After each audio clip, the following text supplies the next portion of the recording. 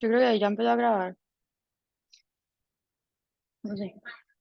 Bueno, entonces, hoy vamos a hablar de angiografía fluoresceínica.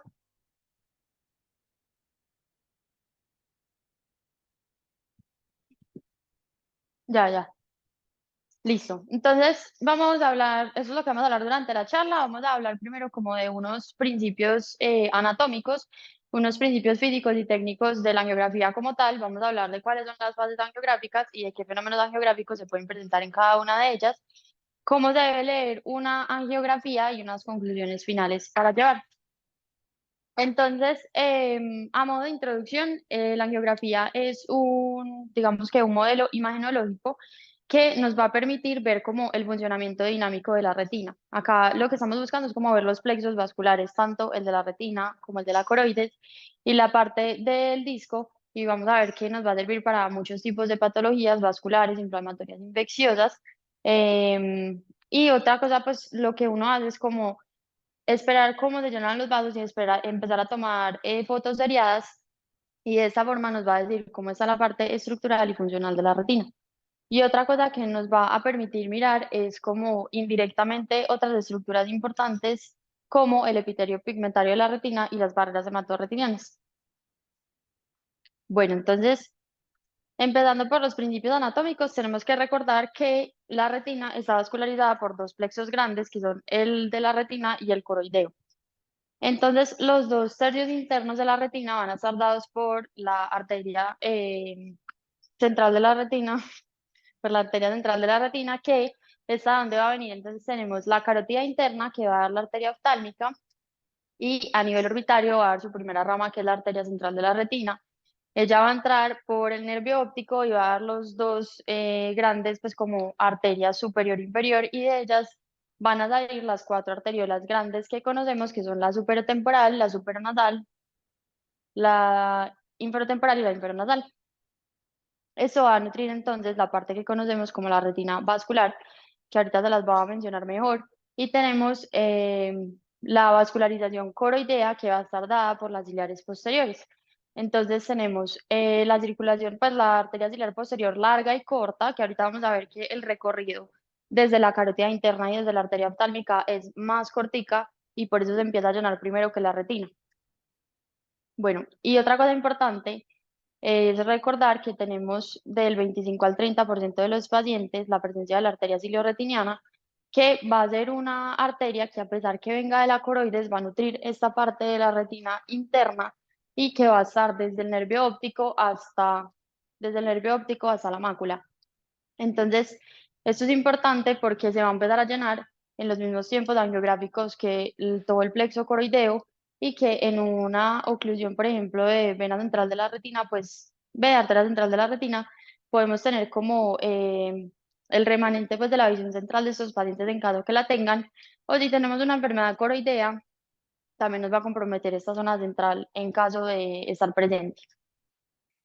Bueno, entonces, después de que salieron, digamos, de las arteriolas grandes, superotemporal, superonasal, inferotemporal, inferonasal, esas arteriolas van a formar unos capilares, que esos capilares son los que forman los plexos grandes que conocemos de la retina, que son estos tres.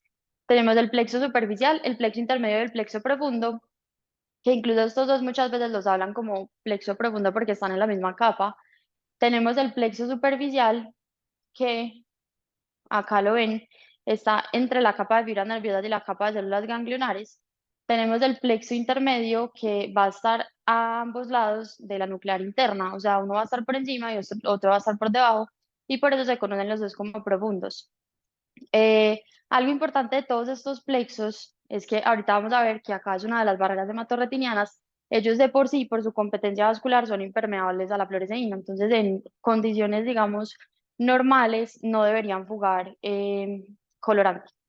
Y algo que hay que tener en cuenta del nervio, que ahorita lo van a ver en la angiografía, es recordar que el disco tiene una circulación mixta. El disco va a tener en la porción poslaminar la arteria central de la retina, pero en su porción laminar y prelaminar va a estar irrigado por el círculo de Singer, que es componente pial, ciliares y coroideos. Entonces, por eso vamos a ver que el disco tiene como un comportamiento distinto en la angiografía.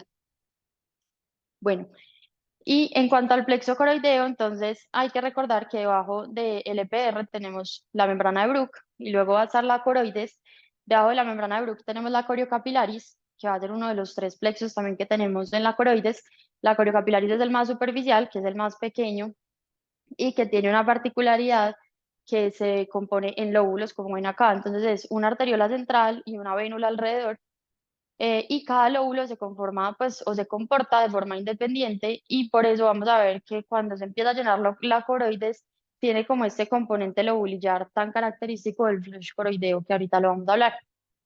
Y tenemos los otros dos grandes plexos coroideos que van a estar en el estroma, que son la capa de Sattler, que son vasos más pues medianos, y la capa de Haller, que son vasos más grandes. Aquí que hay como particularidad también entre estos tres plexos.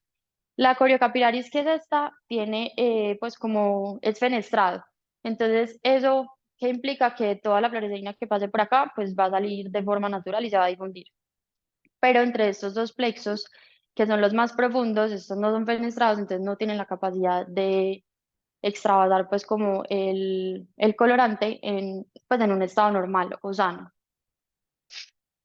Bueno, y otra cosa importante que hay que tener en cuenta también para entender una angiografía son cuáles son las zonas avasculares normales de la retina. Entonces tenemos la retina periférica, que es más o menos a 1,5 milímetros de la hora serrata, que es básicamente zona 3 de los vasos, pues de la terminación de los vasos hacia allá no deberíamos ver circulación. Y la zona avascular foveal, que esta es una de las que tenemos que mirar en la angiografía y que nos va a permitir ver muy bien en la fase venosa, que ahorita les voy a mostrar, que son estas 500 micras centrales. En cuanto a la circulación venosa, entonces tenemos también, digamos, los dos plexos grandes. El disco va a drenar sobre todo por la vena central de la retina, pero tiene la misma particularidad de arterial que hablamos ahorita en la zona prelaminar y laminar, que va a salir también por todo este plexo coroideo. El plexo coroideo venular, volvemos a estos plexos lobulillares, en donde ellos lo que van a hacer es salir por esta vénula y terminan en las venas vorticosas, que las venas vorticosas tenemos dos superiores y dos inferiores, que con esta central de la retina pues van a formar la vena eh, oftálmica superior, pues en las superiores, y la inferior en las inferiores, y todas terminan en el seno cavernoso. Y pues eso es como lo más importante en realidad de la angiografía. Esto es a grandes rasgos lo que mide una angiografía y es la competencia de las barreras hematorretinianas. Entonces, hay dos formas en las que todos esos plexos vasculares que les acabo de comentar, digamos, pues se cuidan como de que sus componentes normales no se extravasen y son las barreras hematorretinianas, que tenemos la interna y la externa. La interna es la que tenemos en los capilares de la retina, en esos tres plexos que van a ser por medio de sus células endoteliales que están alrededor, y esas células endoteliales no permiten que se extravase pues sus componentes. Entonces, por eso las hace impermeables a la fluoresceína. Y la barrera hematorretiniana externa va a estar formada por el EPR. Entonces, el EPR, recuerden que va a ser como la última capita pues como de la retina. Debajo vamos a tener la coroides y este PR va a tener estas uniones que son muy fuertes, que son pues como son las occludens.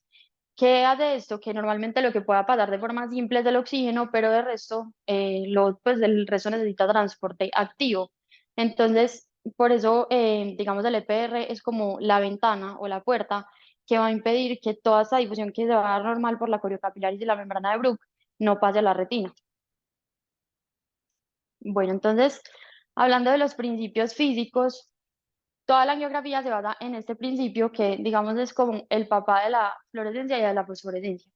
La luminiscencia es la capacidad que tiene un objeto de emitir luz sin estar como estimulado por temperaturas altas y por eso se conoce como luz fría, que es lo que pasa en las luciérnagas, en algunos corales y en algunas playas en la noche.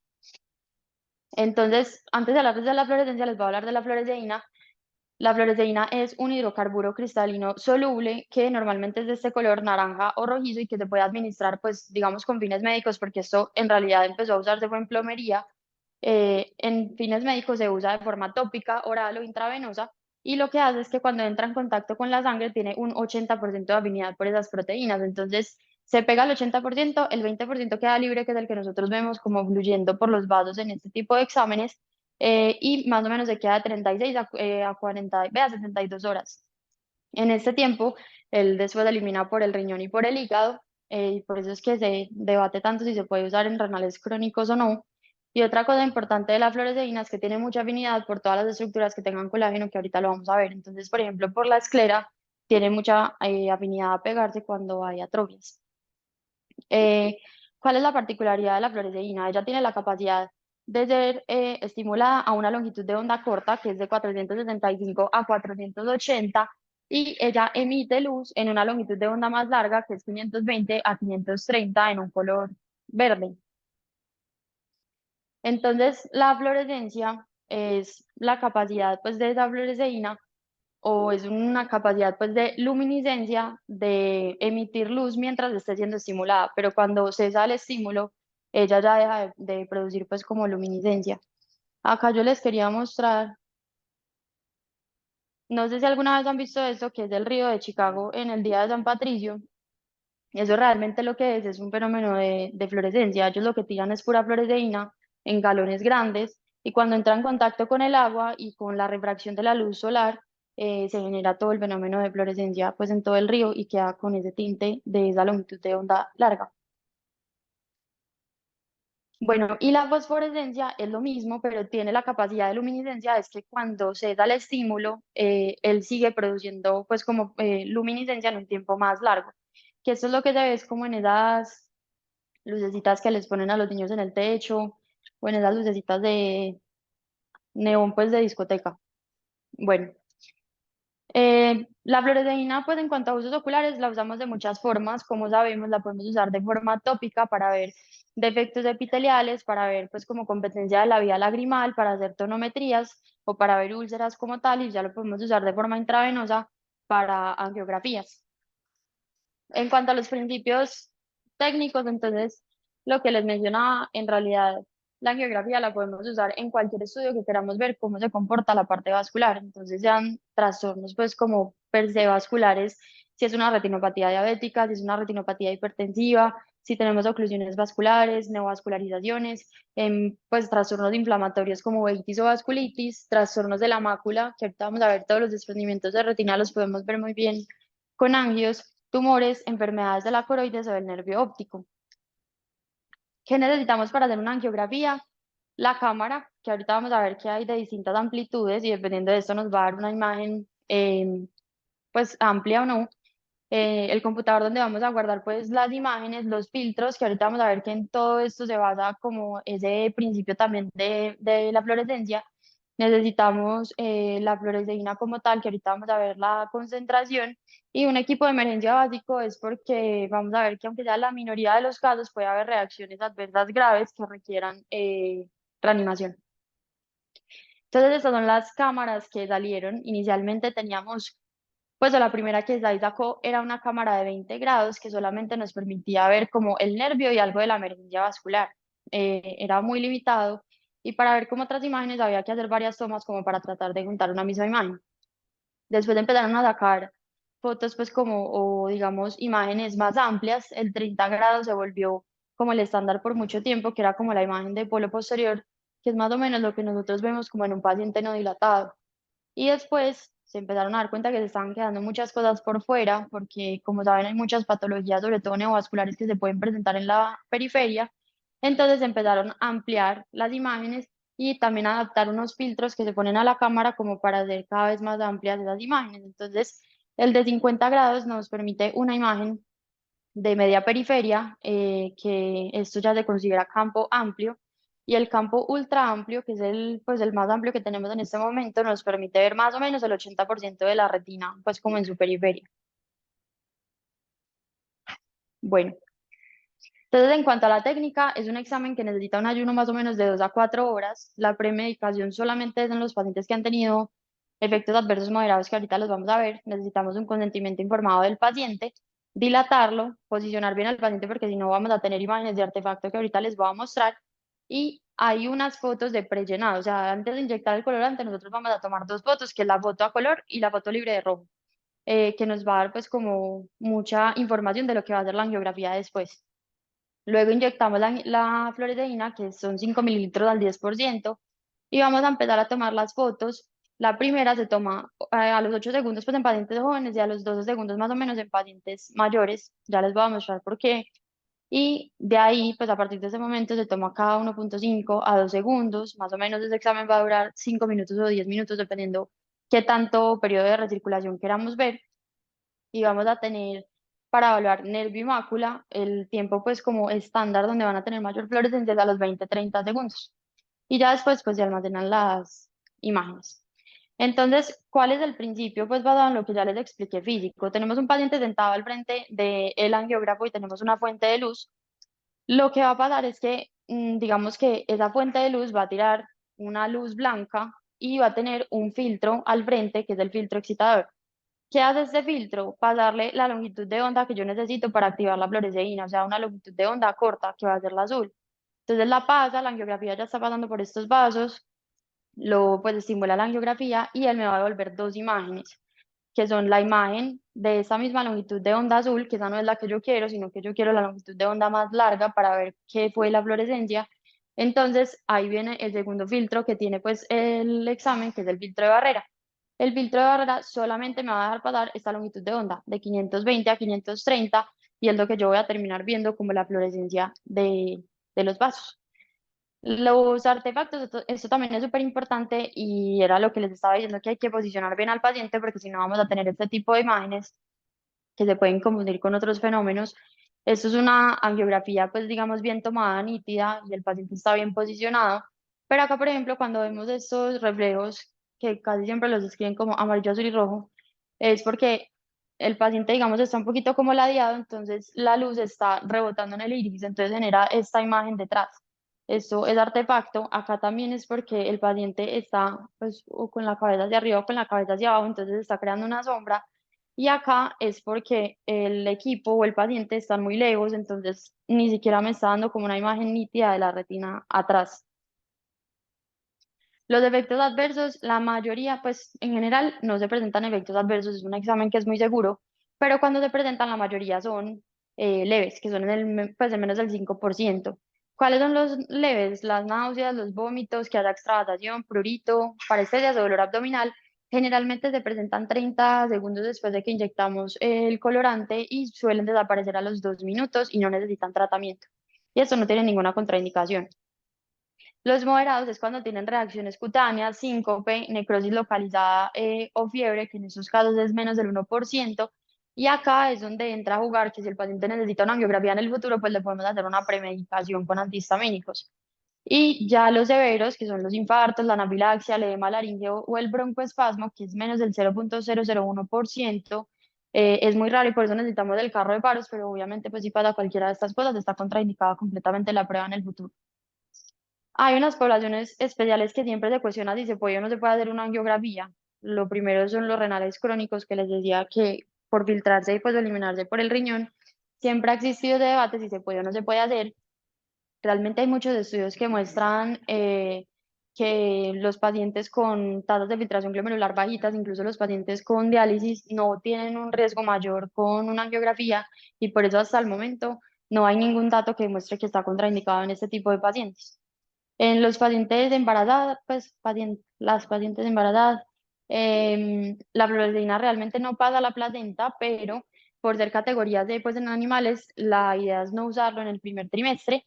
Y en la lactancia, sí se sabe que después de inyectar el colorante, ella se excreta hasta 3 días después por leche materna y por eso no se debería usar, sobre todo en los pacientes que están en fototerapia, porque eso sí les puede generar una fototoxicidad, igual que en los bebés, pues recién nacidos que haya que hacerles una angiografía, si están en fototerapia está contraindicado. Entonces, ¿cuál es la angiografía normal? En lo que les comenté, primero tomamos dos fotos de prellenado. La primera es la foto a color. Entonces, lo que a uno siempre le dicen cuando está empezando, para uno, pues lo que uno va a describir en esta imagen es primero la lateralidad, que para uno saberlo es al lado, pues a qué lado está el nervio. Entonces, el nervio lo vemos al lado izquierdo es un ojo izquierdo y si lo vemos al lado derecho es un ojo derecho.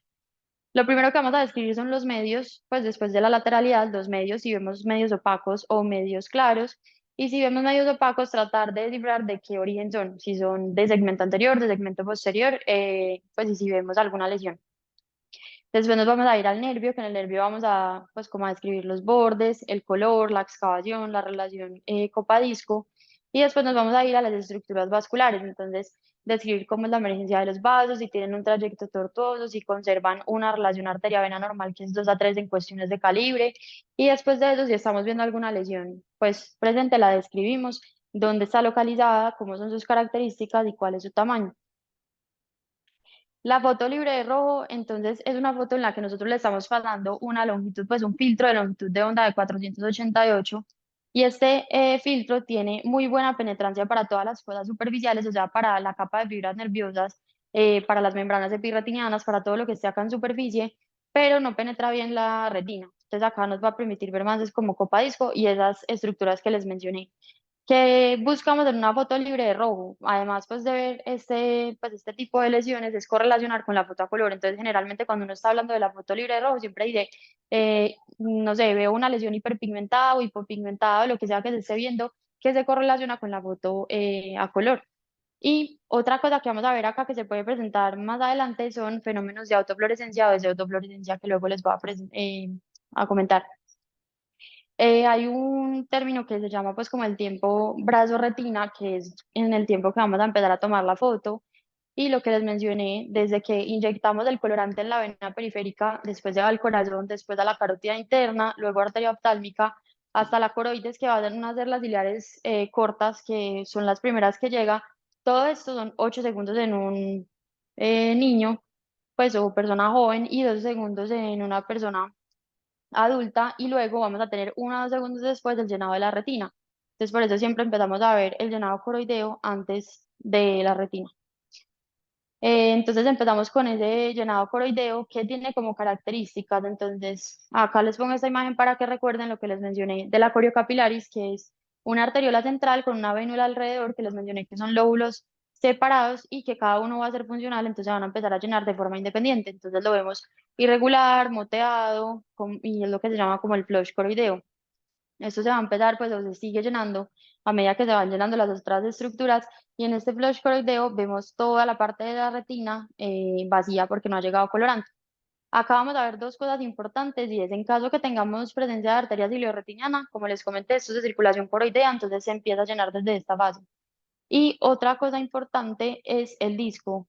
Bueno, acá es para mostrarles el flush coroideo, vean que es un patrón moteado y es irregular y es lo normal. Pero vean el disco. Acuérdense que tiene dos circulaciones, entonces la parte coroidea se empieza a llenar desde esta fase, que casi siempre es más en la zona temporal. Entonces vemos zona temporal, arteria ciliorretiniana y el flush coroideo.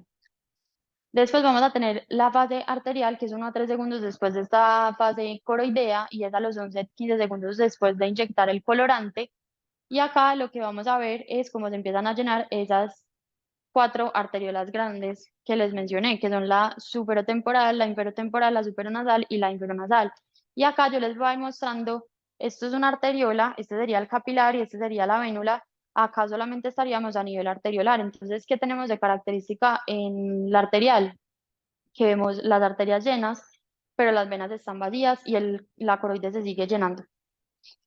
Después tenemos la arteriovenosa, que la arteriovenosa tiene dos fases. La arteriovenosa temprana, que cuando empieza a llenar, pasan los capilares y empieza a llenar las vénulas. Las vénulas tienen distinta velocidad de llenado en el centro que en la periferia. Entonces, en el centro son mucho más rápidas, en la periferia son más lentas. Entonces, lo que nosotros vemos en la angiografía es cómo se empieza a estancar esa fluoresceína en el borde de los vasos, que es el flujo laminar. Acá que es importante para diferenciarla de la tardía, que cuando vemos una bifurcación, que ahorita se las voy a mostrar, o sea, llega la vénula principal, cuando va a empezar a tener sus ramas, no, todavía no ha pasado el contraste, llega ahí y ese es el flujo laminar, que más o menos lo vemos así. Entonces desde este, vean que acá, yo no sé si alcanzan a ver, pero acá está como teñida, pues o floreciendo ya el borde de los vasos, pero acá todavía no ha pasado pues como a la bifurcación.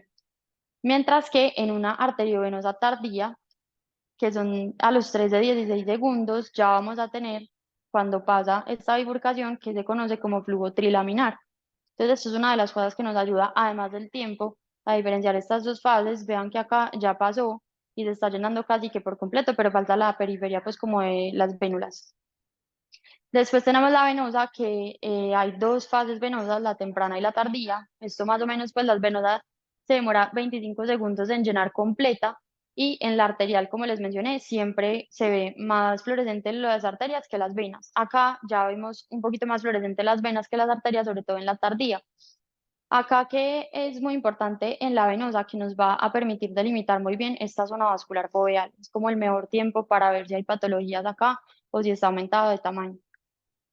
Después tenemos la fase de recirculación, que la fase de recirculación, pues por definición empieza a los 30 segundos, empieza a recircular todas las circulaciones vasculares y tenemos una temprana que es hasta los 5 minutos y una tardía que es hasta los 10 minutos. Algo también muy importante de la recirculación es que normalmente cuando todo empieza a recircular, uno ve que hay una fluorescencia en el borde del disco y eso es normal y es porque cuando se empiezan a, pues como a recircular todos estos plexos, acuérdense que les dije que la fluoresceína tiene gran afinidad por el colágeno. Entonces lo que está haciendo ahí es tiñendo como la lámina criosa alrededor del nervio y eso es lo que nosotros vemos en esta fase. Que acá se les muestro, hay una recirculación y vean que todavía queda algo en el borde del nervio. Bueno, entonces acá este es el resumen de todas las fases. Entonces la, mm, el flush coroideo o la coroidea donde vamos a ver el flush y el llenado de la arteria ciliorretiniana en caso que esté presente y el llenado del disco a nivel temporal, que es más o menos así. Después la arterial con sus cuatro arteriolas, la arteriovenosa con su flujo laminar y trilaminar dependiendo si es temprana o tardía, la venosa que vamos a ver la zona vascular foveal y mayor fluorescencia en las venas que en las arterias y la recirculación temprana y tardía, que finalmente vamos a ver esta fluorescencia en el borde del disco que es normal. Y ya los fenómenos angiográficos, entonces tenemos cuatro fenómenos angiográficos que se pueden presentar, unos como por, digamos, alteraciones estructurales y otros por alguna alteración técnica del examen. Entonces, el primero es la autofluorescencia. La autofluorescencia se va a dar por unos tejidos que tienen la capacidad de florecer en esa foto de libre de robo, que es la parte de prellenado, y que son sobre todo estructuras con mucho colágeno. Entonces tenemos el drusen del nervio óptico, que se vería así, y el amartomastrocítico. Tenemos la pseudofluorescencia que también se va a dar en esta misma fase, pues como de foto libre de rojo, que va a ser por sobreposición de los dos filtros que hablamos, que es el filtro de excitación y el filtro de barrera. Entonces, cuando no están bien puestos, que es muy raro porque eso ya viene acoplado, entonces vamos a ver una imagen de estructuras que no deberían florecer, pero van a florecer en esta etapa y que además se asocia a una mala nitidez del examen. La hipofluorescencia entonces es cuando vamos a ver disminución o ausencia de llenado, pues como de las estructuras vasculares, y esto puede ser o por ausencia de alguna estructura vascular o porque tengamos una oclusión, y puede ser por defecto, pues por bloqueo, que digamos el bloqueo va a ser cualquier estructura o cualquier partícula que tengamos adelante de todas las estructuras vasculares que lo que van a hacer es taparnos como el llenado pues de todo ese llenado vascular y que depende de qué tan adelante esté lo que nos va a bloquear. Acá sí hay fluorescencia, pero nosotros no la estamos viendo. Pero en el defecto de llenado no va a haber fluorescencia o puede ser muy lenta porque hay una oclusión o total o parcial. Entonces, en el bloqueo, lo que estábamos mencionando, hay muchas estructuras que nos pueden generar, pues son muchos materiales que nos pueden generar bloqueo. Puede ser sangre, melanina, fibrina, pigmentos o lípidos y todo tiene que estar acá delante de todos los plexos vasculares, que puede ser desde una opacidad corneal, desde células en la cámara anterior, desde una vitreitis, una hemorragia vítrea, bueno. Entonces, lo importante es saber que si tenemos una estructura pues que va a estar prerretiniana, entonces nos va a tapar tanto el plexo superficial y profundo de la retina como el plexo coroideo. Entonces, acá nosotros no vamos a ver nada de llenado. Si lo tenemos pues antes de la nuclear interna, que es donde tenemos este plexo profundo, nos va a tapar el plexo profundo, pero no se va a ver los grandes vasos y no vemos tampoco los plexos coroideos. Y si tenemos algo, bueno, acá no les mencioné ahorita que un espacio súper importante también en la retina, en esta retina avascular, es la plexiforme externa, que es como el espacio intersticial primario de la retina. O sea, cuando tenemos como presencia de líquido, de exudados o de hemorragias, casi siempre los vamos a encontrar a este nivel. Entonces, es una capa que siempre hay que mirar como de forma muy detallada y si tenemos algo presente en esta capa nos va a bloquear toda la circulación coroidea, pero nos va a permitir ver toda la circulación retiniana.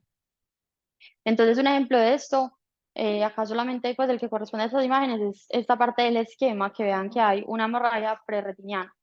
Entonces, cuando tenemos prerretiniana nos va a bloquear todos los plexos, que sería esta imagen que vemos en la foto a color. Acá solamente les voy a describir lo positivo y vemos una hemorragia subhialoidea de gran tamaño en el plexo, pues, o la arcada temporal inferior, que incluso desde la imagen nosotros vemos que nos está tapando, pues, como todos los plexos vasculares. Y acá más arriba, si pueden ver, hay una hemorragia intrarretiniana que es mucho más clara porque estas tienden a ser como de un rojo más vivo mientras más anterior sean. Y si nos vamos a la angiografía, entonces acá vemos una hipofluorescencia por bloqueo en la zona donde vimos esa hemorragia subhialoidea, que nos está bloqueando todos estos plexos vasculares, pero vean que la que está arriba parece subretiniana porque deja pasar todos estos vasos retinianos, pero nos tapa la circulación coroidea a ese nivel. Tenemos acá otro esquema que nos muestra como tres tipos de hemorragias. Tenemos las hemorragias que están en la capa de fibras nerviosas, que son las que vamos a ver en llama con ese patrón arqueado. Y tenemos otras más profundas o intrarretinales, que son las de punto y mancha que vemos acá. Entonces, si nos vamos a la angiografía, pues como estos son tiempos ya tardíos de recirculación, pero estamos viendo que hay en la capa de fibras nerviosas una hipofluorescencia por bloqueo que logra tapar los vasos porque está por encima de todos los plexos, pero estos que son en punto en mancha que corresponden a la foto a color, vean que están por debajo de los vasos retinales. Acá esta sería pues una hemorragia subretinal que está por debajo pues de los fotorreceptores entre el EPR y ellos, y acá lo que vemos en la foto a color son como unas hemorragias angioides que también son muy típicas como de subretinales por este color que es más como rojizo claro y con un patrón como mucho más difuso. Y cuando nos vamos a la angiografía, vemos ese bloqueo que respeta lo que les estoy mencionando, deja ver todos los vasos que le pasan por encima de la retina, pero todos los de la coroides están bloqueados. Bueno, y acá vemos otra cosa importante. Esperen que me salte uno. Esta es una hiperplasia pues, o hipertrofia del LPR, que representa el esquema, y acá lo vemos en esta imagen con una lesión hiperpigmentada de bordes bien definidos, que cuando nos vamos a la angiografía vemos este mismo patrón de bloqueo, y vean que no deja pasar nada del flush coroideo que hay detrás distinto, que cuando nos enfrentamos a un nevus, el nevus va a generar como también una hiperplasia acá de la coriocapilaris, pero vean que la coriocapilaris dentro de ella está intacta. Entonces, cuando nosotros vamos a ver la foto a color, vemos también una lesión hiperpigmentada, es plana, de bordes bien definidos, que puede variar en su tamaño, pero cuando nos vamos a ver la angiografía, lo que tiene en particular pues el nevus coroideo en la angiografía es que deja ver zonas como de flush coroideo por medio de ella, sobre todo cuando se van avanzando las fases, que esto también es importante mirarlo. La hipofluorescencia, entonces, por defecto de llenado, lo que les mencioné, se va a dar o porque hay una oclusión total o parcial de los vasos, puede ser de cualquier plexo vascular, retinal, coroideo o del disco óptico, y puede ser completa o incompleta. ¿Qué nos los va a decir? Si ya terminamos todas las fases de recirculación y, digamos, ese plexo vascular nunca llenó, es una completa, pero la incompleta es cuando llena de forma tardía, pero llena algo. Entonces, por ejemplo, acá tenemos pues, un fondeo con una lesión blanquecina en la arcada temporal inferior. Es como una mancha blanco-algodonosa que nos habla de isquemia. Y acá, si se detallan, hay un émbolo en esa arcada, que sería el punto, pues, como de Hollenhorst, que nos está hablando de una oclusión de rama de arteria. Y cuando nos vamos a mirar la angiografía, vean que inicialmente en tiempos tempranos esta arteriola no llena, hay una hipofluorescencia por defecto en llenado, pero en tiempos tardíos empieza a tener un llenado más lento que las otras arteriolas alrededor, pero lo alcanza a tener. Entonces esto tenía una oclusión parcial de arteriola, pues de rama de arteriolar. Y ya acá, por ejemplo, vemos otro caso ya venoso, que vemos unas manchas también blanco-algodonosas y unas hemorragias alrededor de todo este plexo, pues como temporal inferior, que nos hace pensar también de un compuesto, pues como isquémico. Y si nos vamos a mirar la angiografía, vemos como llena de forma normal toda la retina superior, la parte pues coroidea y retinal, y acá vemos algo de llenado coroideo, pero por todo este fenómeno no deja ver bien, y vemos cómo va teniendo también pues un llenado pero tardío, y acá ahorita les voy a mencionar, acá también tiene fenómeno de fuga por todos estos vasos que se van formando acá con incompetencia vascular. Entonces tenemos tanto hipofluorescencia por defecto en llenado como una hiperfluorescencia por fuga. Acá esta es una imagen muy típica de una corideremia, que es un paciente que no tiene EPR ni coriocapilaris, Entonces, lo que nosotros estamos viendo acá en el fondo de ojo son todos estos plexos vasculares coroideos profundos, que les mencioné que son mucho más grandes que la coriocapilaris, y que cuando nos vamos a ver la angiografía, efectivamente vemos que desde fases tempranas pues no vemos nada de flush coroideo, el EPR no nos tapa nada que debería ser como su barrera normal, y finalmente en tiempos tardíos vemos que conserva algo de coriocapilaris pues como en la periferia, pero hay atrofia completa de estas dos estructuras.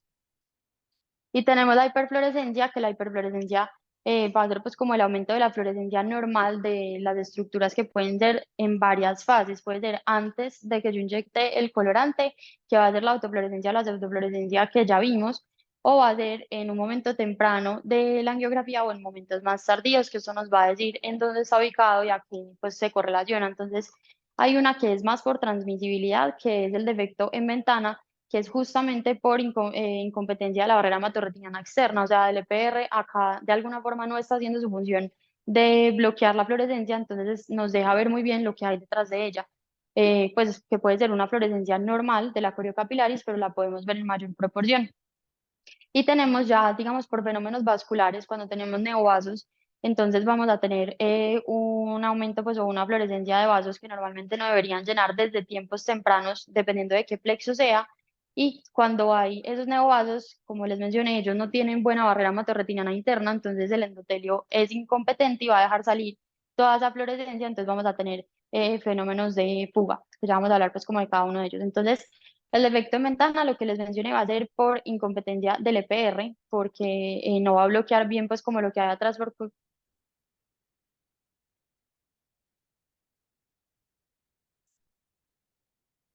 a las y 45. ¿Y entonces qué hacemos? ¿Y no hay más salones? Pues yo creo que faltan por ahí 10 minutos.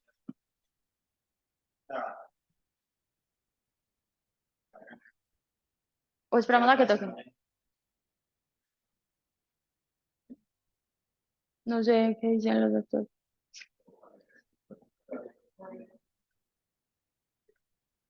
Entonces digo, bueno, yo no sé, entonces digamos.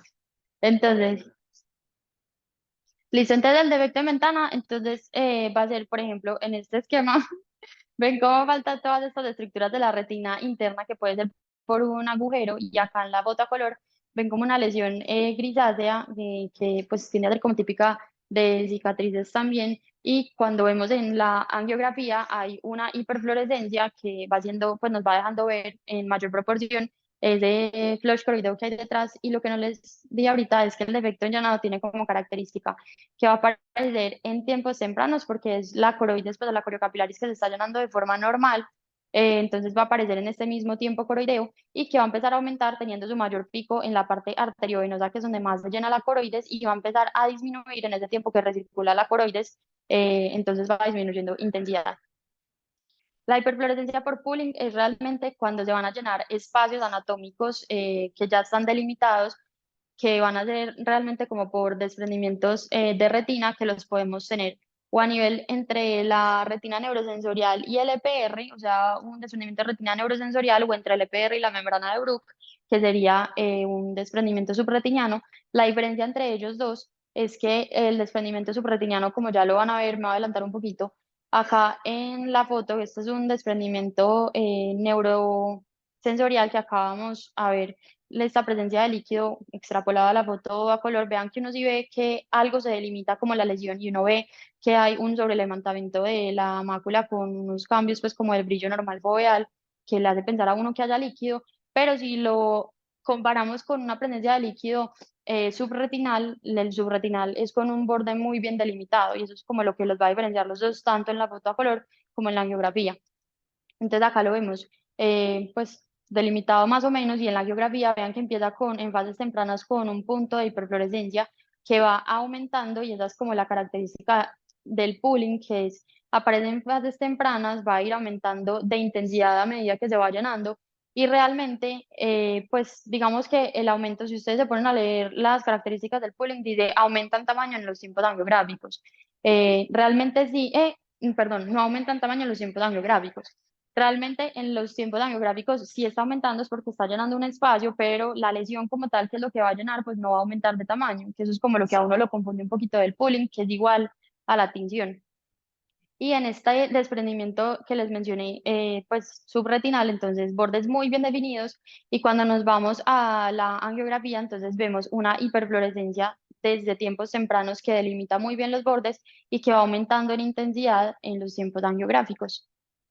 Tenemos la tinción, que la tinción es básicamente porque hay estructuras que les mencioné que tienen sobre todo mucho colágeno que van a absorber muy bien la fluoresceína, entonces van a teñir desde fases tempranas, pues dependiendo de qué estructuras sean.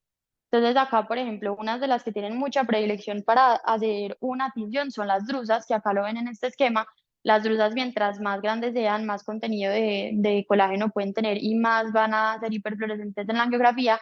Acá en la foto a color vemos pues como las zonas pues bien delimitadas de distintos tamaños de drusas en todo el polo posterior.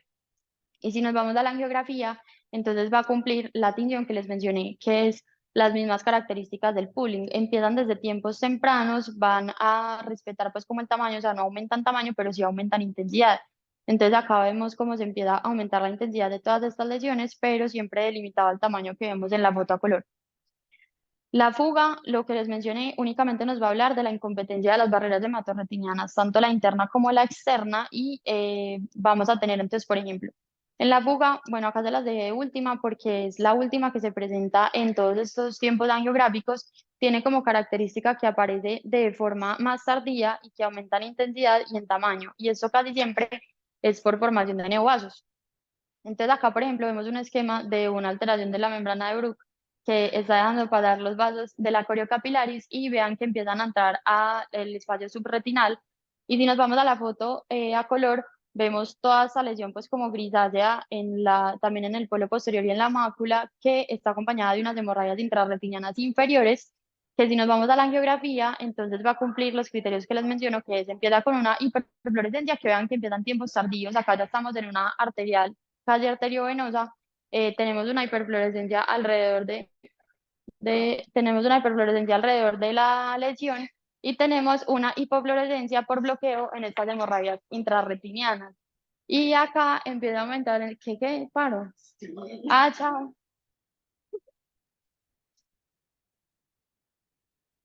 Yo entendí.